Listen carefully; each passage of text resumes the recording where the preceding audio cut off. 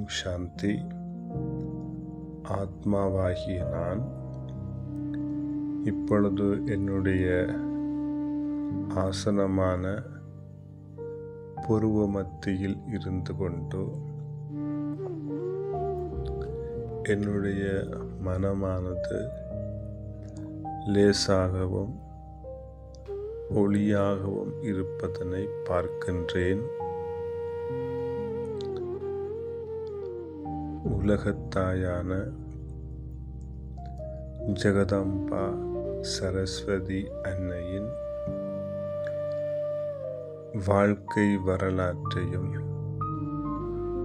அவருடைய தியாகம், தபஸ்யா, சேவை போன்றவற்றை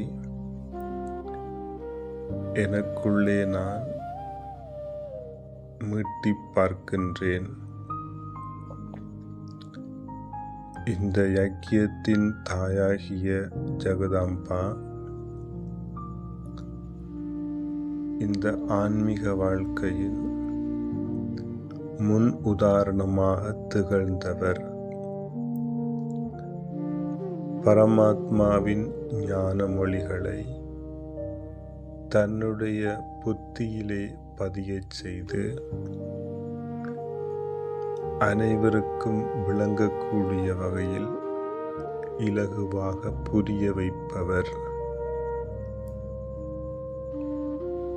ஆத்மாவாகிய நான் மம்மாவின் இந்த சிறப்பியல்பை எனக்குள்ளே நான் மீண்டும் மீண்டும் நினைத்து பார்க்கின்றேன். என் மனம் லேசாகவும் குதூகலமாகவும் இருப்பதனை அவதானிக்கின்றேன். தூய்மையற்ற எண்ணங்கள் எவையும் என் உள்ளே வர முடியாது. மம்மாவின் திருஷ்டியானது எப்போதும் குழந்தைகளின் மேல்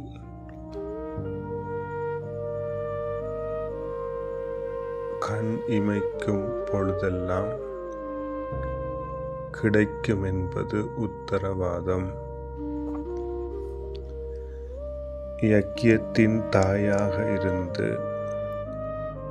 அனைத்து குழந்தைகளுக்கும் மம்மா வழிகாட்டியாக இருந்தார். மம்மாவை பிடிக்காத எவருமே இருந்ததில்லை. அந்தளவு அவர் அனைவருக்கும் தாயாகவும் அனைவரிலும் அன்பை கொடுப்பவராகவும் இருந்தார். அவருடைய முழுமை நிலையை பார்த்து என்னுடைய நிலையை நான் இப்பொழுது முழுமை ஆக்குகின்றேன். மம்மாவின் புகழானது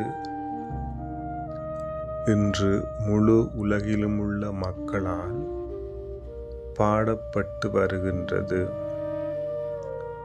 அவருடைய தியாகம், அவருடைய தபஸ்யா, அவருடைய சேவை என்பது இன்று வரைக்கும் உலக மக்கள் நினைவு கூறும் அளவிற்கு பரந்ததாகவும் எல்லையற்றதாகவும் இருந்தது. மம்மாவின் இந்த சிறப்பியல்பானது ஆத்மாவாகிய என்னை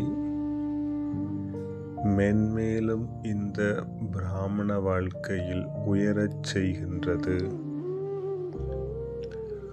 ஒவ்வொரு கணத்தையும் இறுதி கணமாக பார்க்கச் செய்கின்றது. கடந்த காலமோ அல்லது எதிர்காலமோ இல்லை.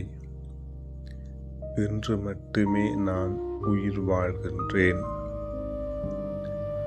இந்த கணத்தில் நான் பரமாத்மாவின் நினைவை மட்டுமே